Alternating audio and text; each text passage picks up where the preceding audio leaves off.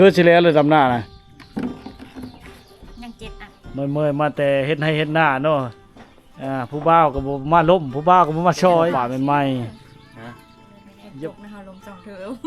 ล้มช่องเธอไปโรงเรียนไดวันนั้นจบมายังบ่ได้ไปเฮ็ดต่ออยู่เนาะรู้ลงเลยรถไม่ได้ขับเลย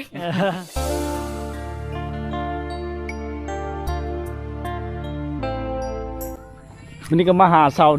าวเวยนะทุกคนนะอยู่เฮิรนบ่สาวเวยบ่แล้วได้ดำหน้านะดำหน้าแล้วนะยังบ่ทันได้แล้วทุกนึงกันยังไม่แล้วอยู่บ่ทันได้แล้วอยู่ยังแข้งพุ่นมาจะเป๊กก็ยอดอยู่น่ะขึ้นเด้อขึ้นรถได้อยู่ดีมีแห้งบ่ได้เห็นแต่เฮิงเลยได้สาวเวยทุกคนเด้ออยู่ดีมาอยู่ดีปะเลย ได้มีเลิกกินนั่นล่ะฮะขนมเด็กขนมเลิกกันไหมเมื่อเท่านะช่างใดช่างกินแรงอ่ะบังน้ำไม้ต้มจะแล้วอะไรดำหน้านะโอ้ยได้ทุกนึงกันยังไม่แล้วอยู่ยัง3-4 อันยังทุกนึงอีกจะมันหน้าลายทุ่งแท้ได้จักร้อยเขาได้ลายเนาะมันไม่ได้หลายเลยมันไม่ดีเอาไปมาแล้วบ่แพ้น้องไม้ช้ำแซ่บบ่นี่มาแต่หึงเลยมาเดินงานน่ะมาได้4 มื้อนี้แหละ4มื้อนี้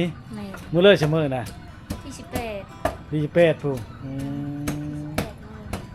โอ้พี่น้องสาวโชดเดินนี่ก็ยังโชดบ่ว่ายังโชดบ่หรือว่าโชดนั่นแหละมีกูแล้วมีกูจองแล้วโชดแล้วลูก2คนจองไหมส่งในโลก3มีหางลูก3โอ้เล็กก็มีกุ้มอยู่บ้านแห่ทึกปลาไข่ช่ำในเพลง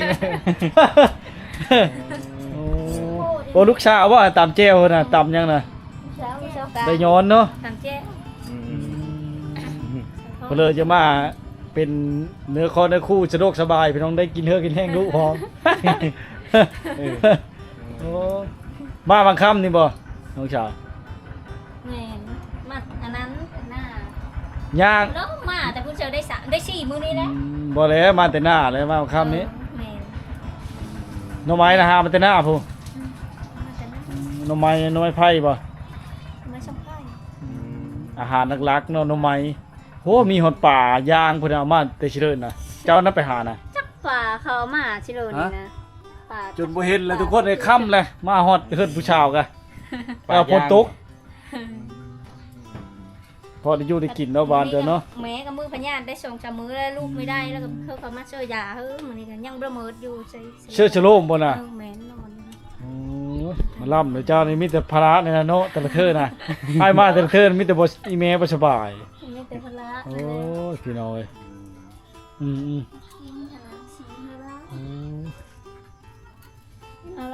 มาเยี่ยมยามชาวเวยตอนค่ำทุกคนเนี่ยมาฮอดกับฝนตกแต่ว่าก็ไปบ้านกกตองพุ่นเขามามีพี่น้องคอมเมนต์ไว้เยอะมาถ่ายบ้านนาแก่ก็เลยมาถ่ายมันค่ำเลยจุดค่ำอันนี้เรื่องนี้นะเนี่ยเขาใส่ข้าวสบายแบบนี้มันบ่เยอะเป็นมอดนะคันเชือกกระเป๋านี่จะเป็นมอดไว้อันนี้เนี่ยเท่าเลือเดินก็ได้นะเชือกกระถังมีแต่เครื่องใช้ถึงมันยุ่งมันยะเท่านั้นเนาะห้อยตกเต้นอยู่โอ้หม้อคางนี่เอาไว้ย่ามีงานได้มักเยินเนาะงานดองชาวเวยพะแล้วคันจะมีเนาะยังไม่ได้จำหนังไม่ได้งานจำหนังยังพอเนื้อคู่อยู่ยังแล้วพี่น้องในห้างลูก3ยังโชดอยู่มาได้ลูกบ่อะไรวะเป็นตะยานแถวนี้แล้วยังเกิดใกล้คือค่ำแล้วก็คืออยู่นี่นะ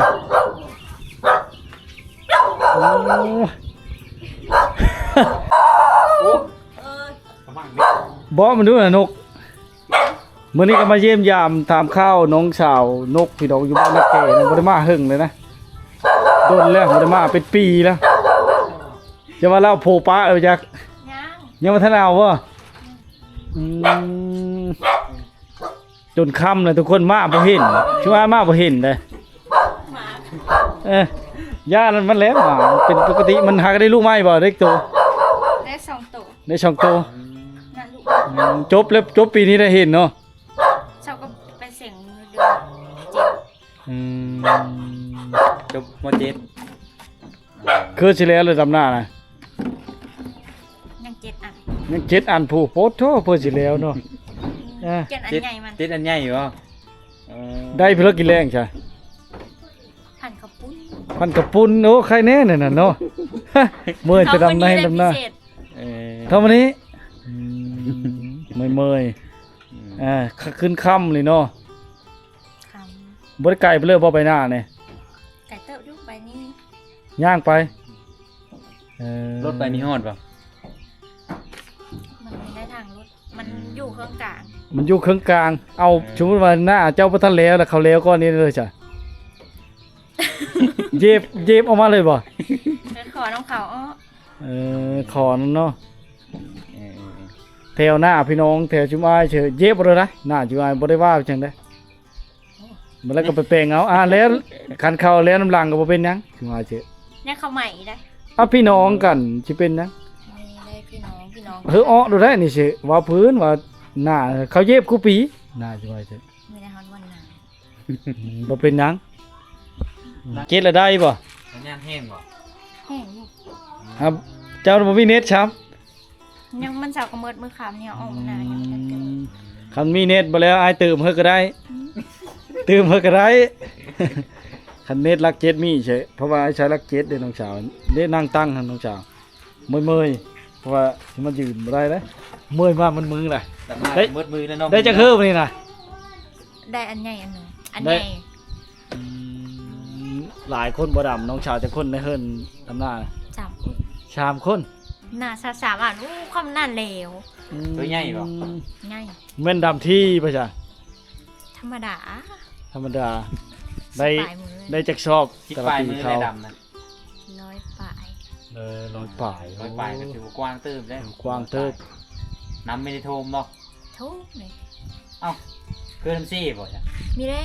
ด้เคยเสกมันแบบเป็นหองลงแบบ เป็นโฮย โทมก็มันบ่ได้เหิงติบ่น้องสาวฉะนั้นมันลงบ่เป็นนั่นบ่ 2 มือ 3 มือ บ่แม่นใช่ว่า7มือหรือว่าเป็นทิศ2ทิศแบบนั้นบ่แม่นเนาะ อืม มันวาดไปชื่อแบบหน้าชิมายแล้วคันนั้นหน้าน้ำห้องบ่แม่นหน้าน้ำเสเนาะ โทมด้านชั่วโมง2ชั่วโมงอยู่ที่ อืมกว่าละสมุดสมุด เป็นมือ 2 มือ 3 มือ 2มือ3มือ เพื่อสิ มาเข้าทุกคนเลย งามได้ลูกเลยทุกคนมันต้อนรับดีขนาดจะปีนะเจ้านะ 19 19 ปีแล้วยังโชดเชยเนาะยังโชดอยู่ว่าแล้วชาวนักเรียนนี่เนาะชาวมปลายหังกระจบปี ปลา นี้ ยให้กระจบปีนี้เนาะ ว่าสิไปต่อไปเลิกบ่เนี่ย ไปต่ออยู่บ่ อย่าไปต่ออยู่มันไม่ได้ขึ้น เดี๋ยวไปต่ออยู่ ไปเฮ็ดแพทย์เราไปได้นี่แต่ ถือเฉย อ๋อเฮ็ดแพทย์กระโดดแล้วบ่ได้มาเยี่ยมยามทำข้าวน้องชาแล้วก็บ่ได้ติดต่อบ่ได้หยังพี่น้องก็มาบังเอิญมาเห็นคือเก่าเนาะยังโชดคือเก่ายังโชคดีอยู่ชายังเป็นชาวโชดอยู่ชาวผู้ไทยเมืองวังชาวผู้ไทยบ้านป้าเนาะพี่น้องหากะมาบ่นั่นน่ะแม่แล้วน่ะ แม่เจ้านะ มาอำลัง ลูกกา เจ้าเลยหนาวเลยมาก้อนฝนตกมื้อนี้เนาะมานึ่งข้าวอู้ช่วยมาเทื่อนึงแล้วไปเห็นแล้วก็กลับไปพู เอาเข้ามาคำก่อนนะมา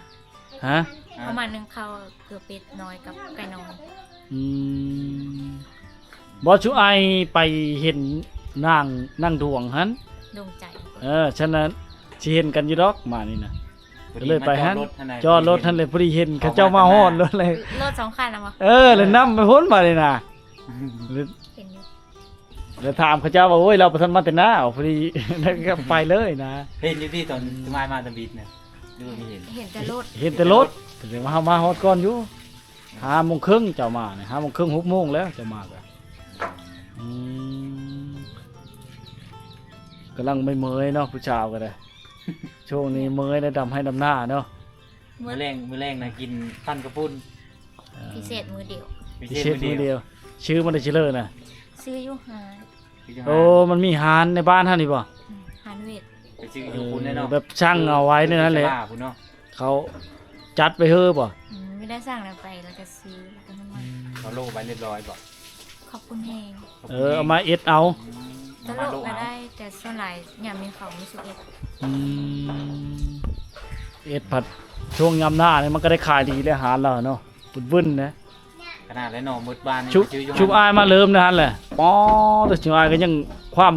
นางฟักเราดียังไปชื้อช่อยชุบอายจะได้ หลายคนเนี่ยมาซื้อ อ่ะ หลายบ้าน ไปชื้อกินน้ำกินได้อยู่หั่นเลยชุบอายกับมื้อนี้นะเพราะว่าในอาหารกลางๆหันลาบเพิ่นมาอยู่พี่ในอาหารคนลาวน่ะเลยไปชื้อในอาหารเวียดฮะประมาณเจอนางฟักเราคือเก่าไผก็ลุมๆเข้าแต่อาหารเราบัดนี้อาหารลาวเฮาก็บ่จะได้ขายนะ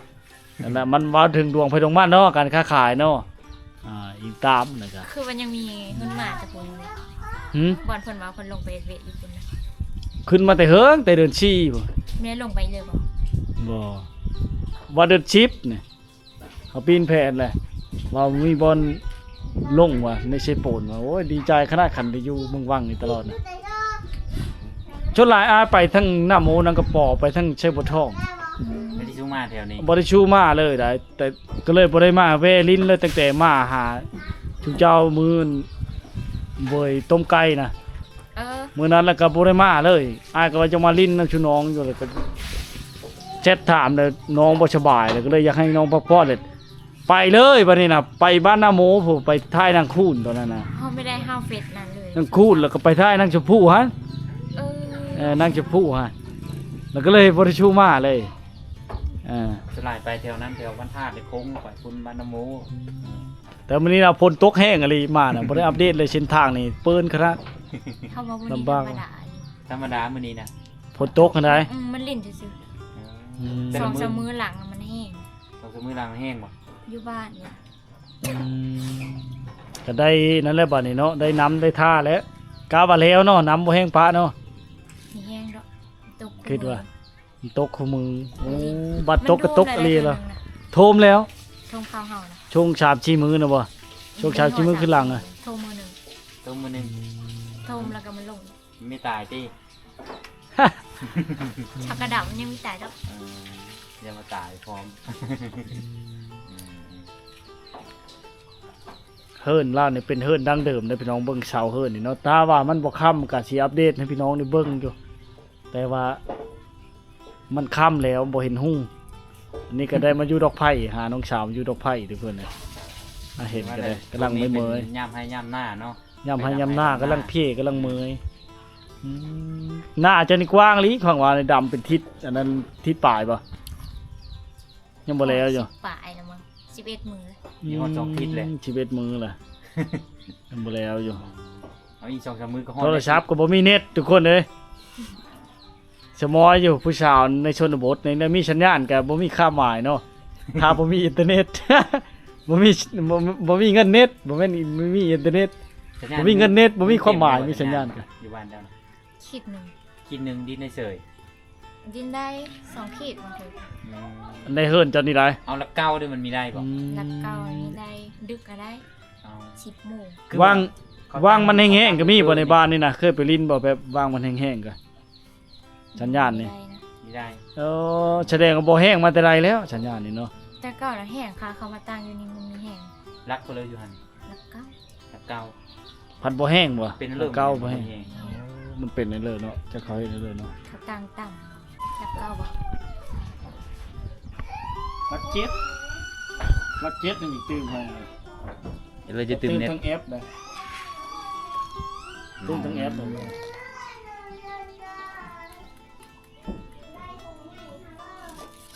ผู้สาวงามเนี่ยมาเจอยามคำเนาะ คำลาวข้าววิ เออ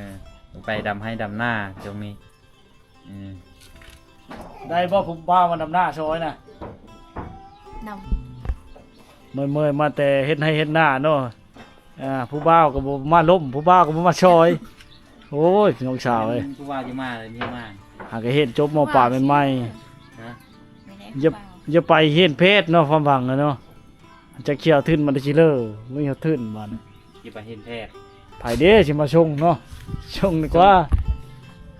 ก็จะมืดไปนี่ได้ไปสิงบอกไปสิงอยู่สวรรค์หมาแล้วเนาะ จักมันไม่เคยไป แน่นอนอยู่แล้ว ยังบ่ทันได้เคยไปสวรรค์จักเธอโอ้ ไม่เคยไปเลยสวรรค์นี่ พี่น้องก็บ่มีบ่ เดี๋ยว คันไปเช็งเฮ็ดเลยซะ เจอเลย คนปัตเตเซโน ไปฮอดเดจิโน โอ้ยฮอตเจโนกับจังหวัดชวาลและรถวิชานยังมาฮอดบ่บ้านเฮานี่เขาเข้ามาเอาบ่หรือว่าขี่รถไปทาอยู่บ้านนั่นช้างพุ่นนี่นะ อีกตามคันหลายคนแล้วเขาจะห้ามเอาคันผู้เดียวแล้วเขาไม่เอา ตอนที่ขี่รถจักรมอเตอร์ไซค์ให้เขาเอาชงอยู่พุ่นนี้โอ้พี่น้องเอ้ยเนาะนี่นะชนบทคักแน่นี่นะชัญญาณก็บ่ดีพี่น้องเอ้ย บัดใดบ้านมีได้ ได้ไฟฟ้านะแต่หึงแล้วน่ะได้ไฟฟ้าเนาะบ้านจะกว้างนี่น่าสิตั้งรักคือค่ายปักใหญ่ชะนี้แล้วเนาะ ไปตั้งอยู่บ้านนั่น ฮอด กุดโต้ง ฮอด100ปลายบ่ หอด ฮอดเนาะเกือบ200มันมีจัก มีหอด200 กว้างข้างในบ้านนี่ มันหลายแยก อืม ร้อยปลายราคา แยก แต่ ไป บ่ ทางบ้านนั่น ปลายทั้งเลย บ้านถามันก็แม่นอืม กว้างเลยบ้านน่ะย่างจะบ่ฮอบ แต่ยังน้อยๆขนาดเขาเขตเดี๋ยวนี้นะครับมันได้ห้องเรียนห้องป .5 กับบ้านหนองกระปาง น้องกับป่า อืมแต่เก่านี่ยังไม่ทันได้ติดจุ่มนี่ได้ไปเฮียนได้แต่สองเฮียนได้พวกเกียรติอย่างนี้มีห้องป .5 กับห้องอันบ้านหนองกระปางกับบ้านนั้นนาเกแต่เก่านะ โอ้ตะกี้บ่มีบ่ ตะกี้มันมีที่ติดจุ่มว่างๆนี่ยังห่างกระตั้งประมาณ2009 2010ประมาณนี้แหละโรงเรียนที่ติดจุ่มว่าง เขายังมีอยู่นะจ๊ะเกิด2007 ๆมอต้นพุ่น เฮาฮู้จักซั่นเนาะ มอต้นมอซี่เนี่ยมอต้นน่ะ อืม ไปเฮียนอยู่บ้านนาจเลาะอยู่พุ่นได้รุ่นแต่เก่ารุ่นยุค90 ตั้งแต่เพิ่นเนาะ อันนี้คือฮู้จักมาจากรุ่นอายเท่านี้กันยังฮู้จัก อืม เขาเว้าชูพังครั เขา บ เว้าชุพังเนาะเขาเว้าคือพัง แต่ว่ายุคกันบ่ดงก็ได้ไปเฮียนอยู่แถวเคอแล้วทุกคนเลยว่ามันได้เส้นทางสะดวกสบาย แต่ว่ายุคน้องนี่สบายรถทีบก็ไม่ได้ขี่จักรไปโรงเรียนสบายเนาะ นี่สบายไปเลยฝนตกนะคะลม2 เทอม ลมช่องเธอไปโรงเรียนได้ เคยได้ วันนั้นจบมายังบ่ได้ไปเฮ็ดต่ออยู่เนาะ โอ้นี่ละชาวชนบทพี่น้องลำบาก สมัยตะโขอยู่บ้านบ้านเพิ่นเลยสิทางเงินจะสูงในโคไม้น่ะ แกวิไล เดี๋ยวนี้ก็ยังยากอยู่ได้เขาบ่ทันได้แปลงเลยน้องสาวช่วยมากเลยก็ตอนที่ใช้เล็ก1ค่ะขึ้นมันขึ้นค่าคืบนี่เลยนะ จนหลายขาตามมาทางบ้านชัยราชนี่แหละยืมมือ ตอนเอาไปโรงเรียนตอนม .6 นั้นไหลลงเลยในรถนะ อืม โอ้ยแลนไว้มันก็เบรกมีอยู่หลายๆเลยแล้ว มีได้แล้วมันแบบมันหมื่นนะเขายังไม่ทันแปลงตอนนั้นนะยูลงเลยรถนะไม่ได้ขับเลย คันเลขลงไปเลย ไม่ได้ขับ ไล่ล ต้อง ง ไป ซื้อ เลย เลขหนึ่งลงคันมีซันแล้วมันอันนั้นพลาด มันไล่มันมื่นในตอนนั้นแห้งมื่นคักแล้วตอนเขาแปลงใหม่ๆเนี่ยน้องสาวนะ เจอฝุ่นลิ้นย่ำเลยเก้าเดือดจิ๊บติ๊กเนาะ จนไรมันฝนจะตกกันจังดับไป อืม ถ้าไปพร้อมฝนตกแล้วมันจะมีลมฝนเอิญจังไปแล้วมัน พื้นไปของเฮียนนี่ย่ำเสานี่ย่ำมันดูจีนท่าน่ะต้องเลยเจอสุดเจอปกคุ้มเลยเนาะเจอขาวนะถ้ามีเจอกระแดง เมา ควันกุมโกมโหฬารไปเนาะหมอกควันแดงพอดีเป็นสีผม ชุดนี้ต้องแบบว่าเสื้อเครื่องแบบเก้าๆไปเนาะเจอญี่ปุ่นนี่ บัดไปแล้วท่ายออกบ่นุ่งชะขาวเชื่อบ่เนี่ย แกออก พี่น้อยเนาะนี่แหละนักเรียนในชนบทสาวชนบทเขาต้องได้ผ่านร้อนผ่านหนาวและหลายอย่างคือเห็นนั่นแหละแบบดังเดิมเช่นทางกับมาบ้านเราก็เพื่อสิมาฮอดกันดนแล้วนะมันมีพี่น้องฟังไทยหรือว่าทั้งต่างประเทศเนี่ยเพิ่นมีพี่น้องทั้งบ้านนาแก่ทุกคนเท่ากันเลยได้มาอัปเดตใหม่อีกนะอยากเห็นบ้านนาแก่เนาะมันก็ถ่ายวัดว่าห้ามถ่ายเช่นทางให้เบิ่งให้ชมแต่ว่าบ่โชคดีปานใดเพราะมา ในยามผลมาเนาะอันบ้านน้องนกนี่พี่น้องบ้านนกน้อยเนาะทางยากแล้วตอนเตรียมกระแจมาเข่งโชว์รถอหย่างต่างๆในบ้านชาวเวยก็ยังโชดอยู่ทุกคนมาปีนี้ก็ชาวเวยชาวนก พี่น้องกันบ่ มาปีหน้ายังมีอยู่เพิ่นปีหน้า ปีหน้ายังบ่เห็นเราแล้วพี่น้องเลยเนาะ สาวนกนี่เนาะ เราแล้วหน้านี่จะกันเล่าหาทางไปเลยเออ ไม่ได้ทางไปไม่ได้วิ่ง เรียกมันก็ได้เลย ข้าวหาให้เป๊ะในแคมป์นี่อย่างนี้บ่มีพี่น้องจังดีเลยว่ะ ได้กับเขาก็ขับรถเขาไม่ได้เงินไปเห็น โอ้ต้องได้เงินไปเฮียนขับรถซะก่อนอ๋อมาปีก่อนน่ะพัน ญาติพี่น้องไม่เท่าว่ะเสียตอนนั้นให้หมดหลายอีกเนาะไม่เท่าว่ามันยังญาติน่ายบ่ ไม่เท่า เท่าเราได้เสียเนี่ยเขามาตอนนั้นน่ะแล้วก็เราบ่สบายช่วงบ่สบายเดือน2บ่เดือน1เนาะตอนนั้นเดือน2เดือน3เนาะ ประมาณนั้นแหละไม่จืดนะครับ เดือน3มาแล้วก็บ่สบายลาวแล้วบ่สบายหลายเธอมีแต่ไปหาหมอแล้วมากินยาอยู่เพิ่นสิบ่ได้ไปโรงเรียนบ่ นี่ ถึง จะขาดเลยเนาะเป็นเดินมาเลย มีหอดเดิน มีฮอดบ่ ไปมาๆแบบร่างกายอ่อนแอนะเราจังได๋ก็บ่สบายแล้วนี่ดำหน้าดูๆนี่เนาะ ตาฝนคู่มือ ตาฝนคู่มือได้กรุ๊ปเชื่อแล้วว่า ได้อยู่ จะซื้อฝนได้มันจะมีหนาว มันดำหน้าเนี้ย ดำหน้าเนี้ย ดำหน้ายะบ่ เสื้อก็ฝนดำหน้าเนี้ย ให้เธอยะเนาะ ถือกระโบกกระเมา หึ มันแดดแล้วเมา บอก มันอัพแห้งเนาะโอ้แสดงว่ามันเฮินบ่ใช่ชุดลอกต้มเด้อฉันเจ้าเนาะ เขาไม่ได้เสื้อแล้วลองมือไปซื้อ มีแต่ใช้เชื่อเห็นยาวที่ธรรมดาได้เนาะชุมอายก็บ่เคยเชื่อได้โลกาช้าอันบ่ได้ มือได้ เพราะว่าที่พึ่งของครอบครัวอายก็อยู่บ้าน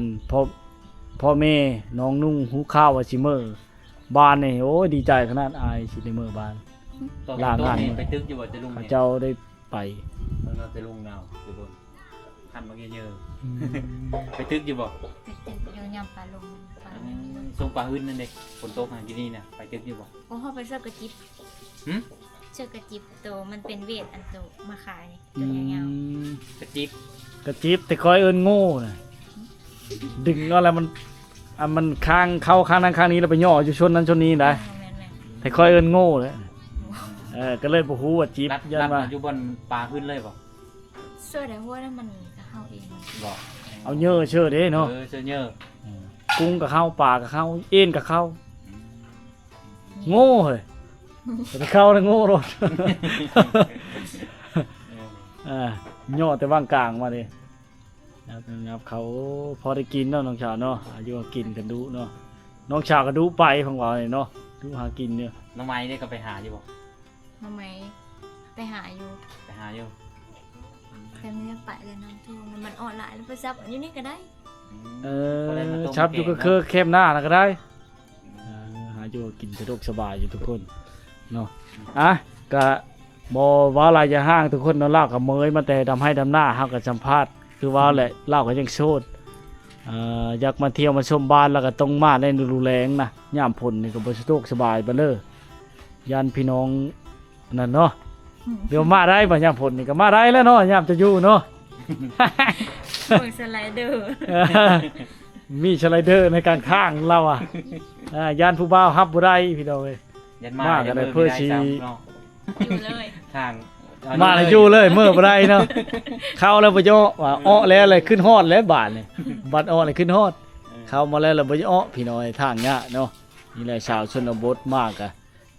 เพิ่นก็โอ้ยเมื่อยแต่เวทแต่งานแล้วแพ้วแล้วมื้อนี้ก็ได้สิบ่ได้กินข้าวห่มผ้ากินปลาห่มถ้วยน้ำเด้อสิได้กลับมันไกลสิว่าจ้ะเอาไว้โอกาสหน้านี่แหละก็ขอบอกขอบใจที่ให้การสัมภาษณ์อารมณ์คือเก่าเช่นเคยเนาะมามื้อก่อนนั่นแล้วก็โอ้ตอนนั้นเจ้ามาฮอดทมิตรนั่นก็บ่จักนึ่งข้าวบ่จักเกือเป็ดเกือไก่กระทึกเลยเนาะสิว่าบ่เห็นสิว่าก็ได้ ไม่เห็นเขาอันนั้นเลย เมื่อยบ่จักเมื่อยมาแต่ดำหน้าทุกคนต้องได้เฮ็ดทุกอย่างนะต่างแม่สิได้กลับแล้วทุกคนบาดนี้เนาะในเลิกก็ขอบใจหลายเด้อมื้อหน้าสิมาแวะมายามใหม่